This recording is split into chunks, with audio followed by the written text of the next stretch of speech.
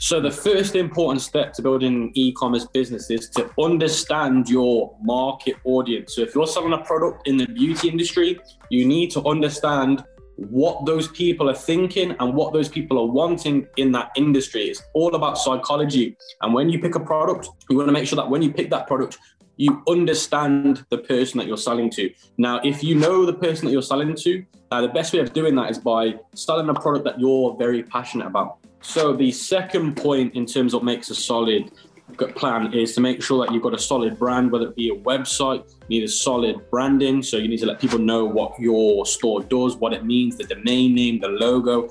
The brand has to be very clear in what it offers to the audience. Now, you need to make sure you've got good photography work, good videographer work, make sure that it's custom content. I always like to make sure that I use custom content for my website and for my branding on the ads and stuff like that. Then the third most important thing is you need to make sure that you've got a solid marketing plan, and you want to make sure you diversify your marketing strategy. So a lot of people like to use Facebook, but I like to use Facebook, TikTok, and YouTube. Now, I always like to diversify my marketing plan just in case one platform doesn't work very well.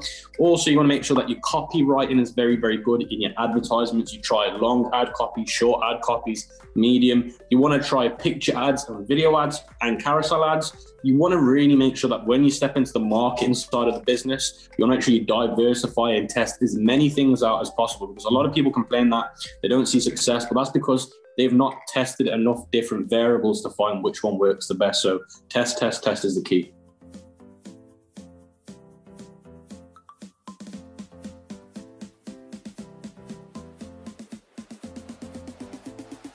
What's important for me is, number one, communication. Do they have good communication? Are they willing to have a strong communication line, good opening times, good closing times, WhatsApp, WeChat, loads of different operations to chat between the supplier? Number two, does the supplier, are they being honest and transparent with you about the stock, the shipping times, delivery service, and if there's any risks involved with inventory, who's more liable to take that risk? Also, with a supplier, you want to make sure that they are going that extra mile for you. And when things like Chinese New Year comes up, Black Friday comes up, are they helping you prepare for those events? And in my opinion, that's what matters to me the most. Wiio is a great version of everything that I've just said, because during Chinese New Year, Wiio was doing 3 days where they were off, which was absolutely amazing. Wiio's communication is brilliant. They're very honest and transparent. So I can say myself that Wiio meets the criteria that I look for in a supplier. So when you're starting out testing products, trying to find a product that you can scale with, Wiio is by far one of the best alternatives to AliExpress and DS's or Oberlo. And even when you scale a product, Wiio can help you because they've got their own in-house agent. So you can use Wiio pretty much through the whole process of the dropshipping journey, from testing to scaling to fulfillment.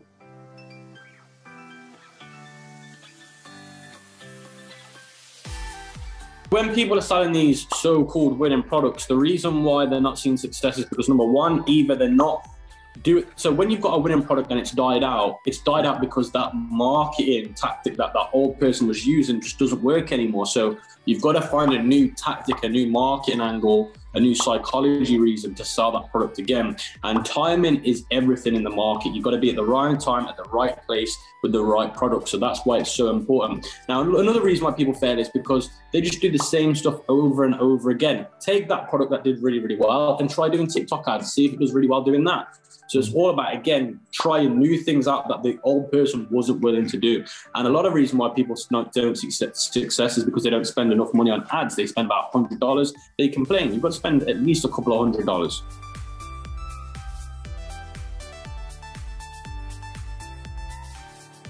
I would recommend people to sell during this time at the moment is summer products. So things like beach products, things like outdoor products, things like fishing products. Now, something that a lot of people don't really talk about much is fishing. Now, fishing is by far one of the best niches for this time of the year, and it's one of the most untapped, unsaturated niches that you can currently sell in.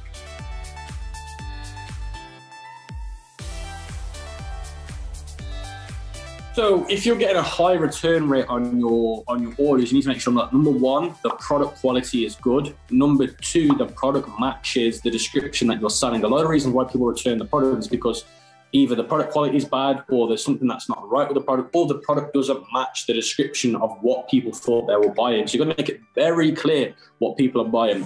And you've got to make sure that your return policy is very, very clear, because you don't want people to buy your product, use it, and then not want it anymore. You've got to make it very clear to them that as soon as they open the product, they use it, unless there's an actual issue with that product, they shouldn't be sending it back. So you've got to make sure that everything's very clear.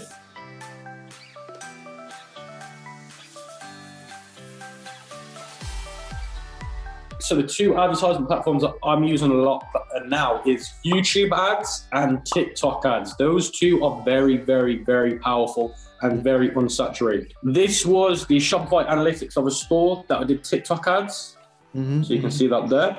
And then this is the TikTok ads manager, you can see here. So the CPCs are 0.23, the CPMs are all below 4, and the clicks are really high. The CTRs are really, really high. But the most important thing is the CPM and the CPC are about 40 to 60% cheaper than Facebook. But the other good thing is that a lot of people don't like to try other things out because they're too used to Facebook. They don't like leaving Facebook because they're used to it. They know how it works. But TikTok is the exact same interface as Facebook. They call it a business manager. They call it an ads manager. They call it a pixel. The creating the campaign is the exact same as Facebook. You won't even know the difference. The only difference is the content creation that you're going to be showing. So with TikTok ads, you're going to make sure that the video that you're using fits in with the platform. You know what TikTok's like? Yep. They've got a certain video style that works. Yep. You can't take a video off Facebook and put it on TikTok. It won't work.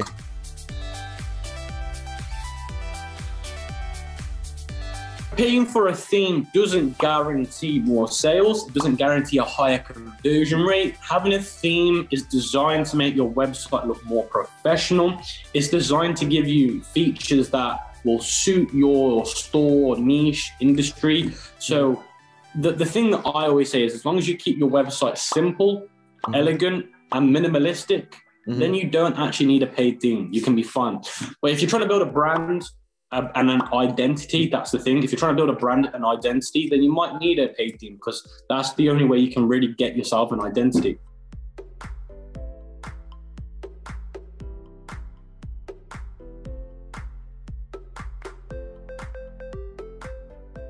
Behind every successful store, every successful business, there's always a team in place. You can't get to a certain amount without a team. It just wouldn't work. It would fall apart. So I always say to people that you can do it on your own, but it just means that you're going to be spending 10 to 12 hours a day doing it on your own. And that is not worth it. What's the point of making that money if you're having to spend every hour of the day working in that business? So the whole point of having a business is to work on it, not in it. But to start with, you might want to work in it. But normally, if you want to hit 7 figures, you need a team. There's no question about it. You need a team for fulfillment. You need a team for communication support. You need a team for web development. You need a team for so many different things. So you can be successful on your own, but I don't recommend it, because it will make you burn out. You won't want to do it anymore because there's too much jobs to do.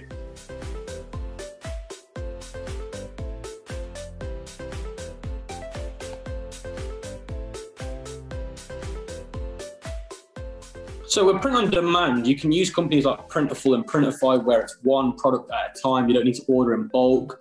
And print on demand is a lot harder because there's no proof of concept unless you copy designs, which you shouldn't be doing. Like with print on demand, it's all about having a design that you can bring to the market, which they can resonate with. And the chances of that being successful are a lot lower, because it's harder to find things that have worked well in the past without copying. So with print on demand, it's more of that stepping into that, build your own brand, build that own identity. And whilst doing that, there's less proof of concept. So it just means that it's a lot harder to find that opportunity that you know is going to work.